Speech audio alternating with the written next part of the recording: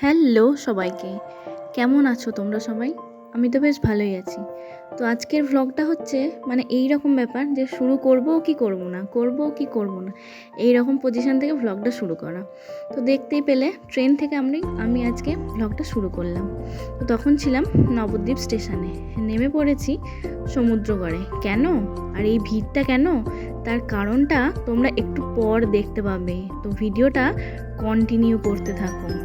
এই দেখো, ওইটা ছিল 2 নম্বর প্ল্যাটফর্ম, এটা হচ্ছে 1 নম্বর প্ল্যাটফর্ম। এই সব ভিড় কেন জানো? সমুদ্রগড়ের বিখ্যাত তাঁতের হাটের জন্য। হ্যাঁ হ্যাঁ, ঠিকই শুনছো। পুজোর আগে না এই হাটে ঠিক এই রকমই ভিড় হয়, সাংঘাতিক ভিড়।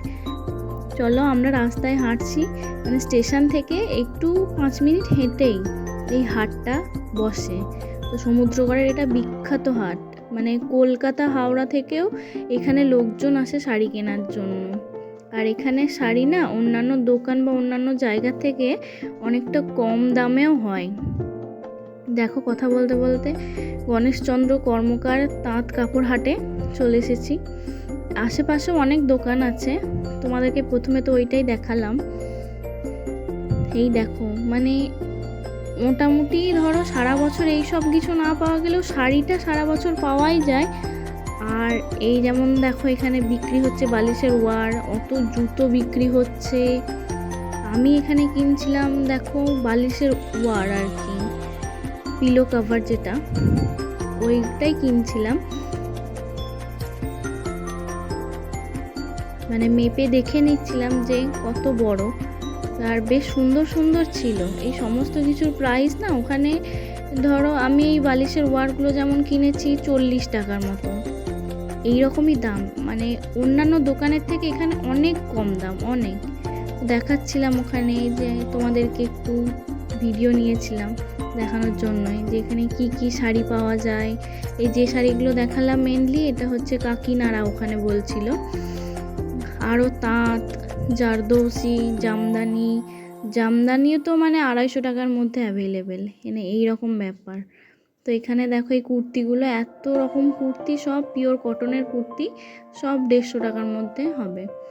দেখো, হাট থেকে কেনাকাটা হয়ে গিয়ে চলে এসেছি আবার বাড়ি আসার জন্য। টোটোয় চেপে পড়েছিলাম।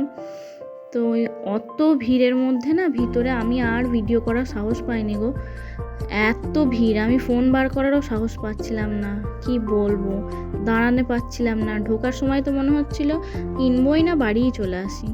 তো দেখো, কথা বলতে বলতে পূর্বস্থলী স্টেশনে নেমে আমি বাড়িও চলে এসেছি। আর তারপর ব্রেকফাস্টে করা হয়েছিল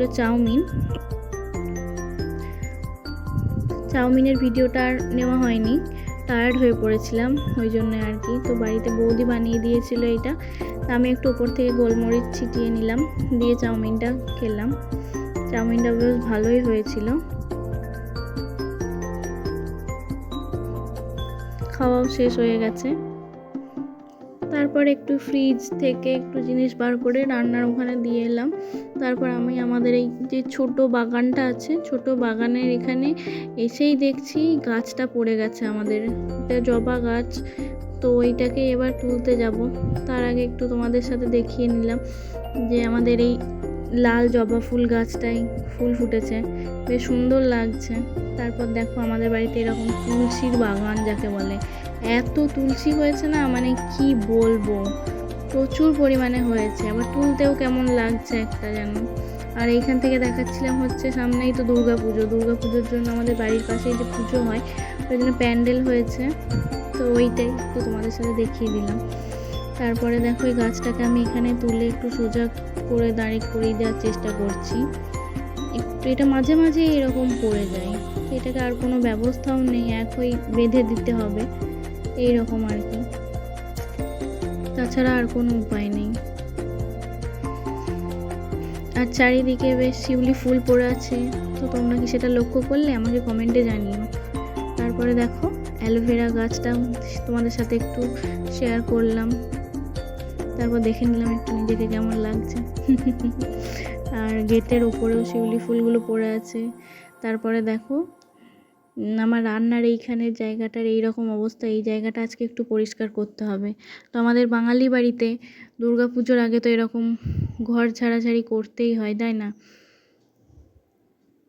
আস্তে আস্তে রান্নার এইখানটাও পরিষ্কার করে নেব, তাই জন্য আমার এইখানে জানলাগুলো একটু খুলে দিলাম। বাইরে থেকেও দেখো আমার ওইখানে এই বাগানটাও দেখা যায়। রান্নার এইখানটা পরিষ্কার করার জন্য আগে এখানকার এই কোটোগুলো বার করে নিচ্ছি, কোটোগুলো একবারে পরিষ্কার করব, তারপর রান্নার যে ওই তাকটা হয় তাকটাও পরিষ্কার করব। তো এই দেখো এই অবস্থায় সব জিনিস আমি পরিষ্কার করব। পরিষ্কার করার জন্য একটা মগের মধ্যে জল নিলাম, দিয়ে তার মধ্যে কিছুটা সার্ফ দিয়ে নিলাম, দিয়ে ওইটা দিয়ে আর কি একটা ন্যাকড়াটা দিয়ে মুছে নেব, তারপর জায়গাটা আস্তে পরিষ্কার হয়ে যাবে।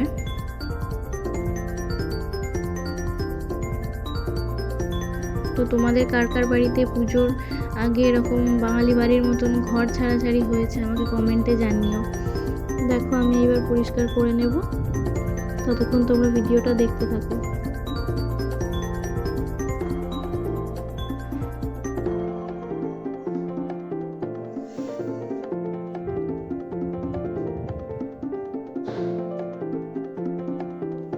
তারপরে দেখো এই যত চামচ বা চাকু যেগুলো আছে এগুলো একটু নোংরা হয়ে গেছিলো, ধোয়া হয়, ধোয়া হলেও সেই এইভাবে তো ধোয়া হয় না না, তো একবার এটা জলে ভিজিয়ে রাখলাম, একটু পর এটাকেও ধুয়ে নেব। তারপরে দেখো এই জায়গাটা পরিষ্কার হয়ে গেছে, তারপর এটাকেও কোটোগুলো পরিষ্কার করে নিয়ে ওই জায়গাটায় সব আবার গুছিয়ে রেখে দিচ্ছি। তারপর একটু তোমাদের সাথে দেখিয়ে নিলাম আমি যে ফ্ল্যাক্স সিডটা খাই, এই ফ্ল্যাক্স সিডটা তো আমার মতন কারা কারা খাও এটি আমাকে জানিও। তারপরে দেখো এটাই দেখাচ্ছি যে এই সবগুলো ধোয়া হয়ে গেছে, যেটা তোমাদের সাথে দেখালাম, আর এই কোটোগুলোও একটু ধুয়ে নিলাম। তারপরে এখন পরিষ্কার করব হচ্ছে কাপ রাখার যে ঝুড়িটা, এই কাপ রাখার ঝুড়িটাই পরিষ্কার করব। এটাও প্রচণ্ড ধুলো হয়ে গেছে, কাপগুলো তো পরিষ্কারই থাকে কারণ এটা মাঝে মাঝে ব্যবহার হয়, কিন্তু এই ঝুড়িটা তো তেমন পরিষ্কার করা হয় না, তাই না, এটাই হয়। তো এই ঝুড়িটা এবার একটু পরিষ্কার করে নেব, তাই সব কিছু নামিয়ে রাখছি। দেখো এবার ঝুড়িটা আস্তে আস্তে ধুয়ে নেব। এবার দেখো যে চামচ চাকু এইগুলো সব ধুলাম, এইগুলো সাজিয়ে নিলাম। তো দেখো সাজানোর পর জায়গাটা একটু মানে সাজানো বলতে গোছানোর পর জায়গাটা ঠিক এরকম লাগছে। দেখো কথা বলতে বলতে তোমাদের সাথে গল্প করতে করতে আমার এই রান্নার এইখানের এই জায়গাটাও গোছানো হয়ে গেছে। তো সবথেকে ইন্টারেস্টিং বিষয় হলো আমি ফ্লিপকার্ট থেকে রিসেন্ট এই জিনিসটা নিয়েছি, তো জিনিসটা এত ভালো না কি বলবো, বেশ অনেক কিছু ধরেও আর খুব অল্প স্পেসের মধ্যে জিনিসটা খুব ধরেও যায়। তো এইটাই দেখাচ্ছিলাম, নিচে আছে চাকা সিস্টেম, তো দেখো কইটুকু জায়গার মধ্যে এটা ঠিক মানে জায়গা হয়ে গেল, এত সুন্দর না কি বলবো। যাই হোক একটু কাজ করার পর মুখেও এটা যে হাসিটা দেখা যাচ্ছে এটা মোটেও রিয়েল না, এটা প্রচণ্ড টায়ার্ড, তাও আমি মুখে হাসি নিয়ে পোজটা দেওয়ার চেষ্টা করেছিলাম আর কি। তারপরে স্নান করে চলে এলাম, স্নান করে আসার পর ওইটাই তোমাদের দেখাচ্ছিলাম। তারপর একটু স্কিন কেয়ার করে নিলাম, মুখে একটু সিরামটা লাগিয়ে নিলাম। আমার এই ওপেন পোর্সগুলোর জন্য আরও এই সিরামটা লাগানো আর কি।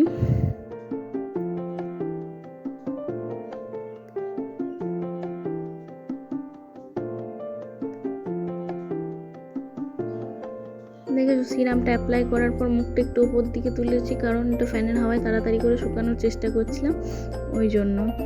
তারপর লাঞ্চের টাইম হয়ে গেল, লাঞ্চ করতেও বসে পড়েছি। তো লাঞ্চে ছিল ভাত, শাক, পাবদা মাছ আর হচ্ছে কাতলা মাছ। তারপরে সন্ধ্যেবেলায় আর কোনো ভিডিও ক্লিপ নেওয়া হয়নি, প্রথম ভিডিও করার অভ্যাস নেই। তারপরে জ্যাঠা এনেছিল এই মিষ্টিটা, তো এই মিষ্টিটাই নিলাম, ওইটাই দেখালাম একটু।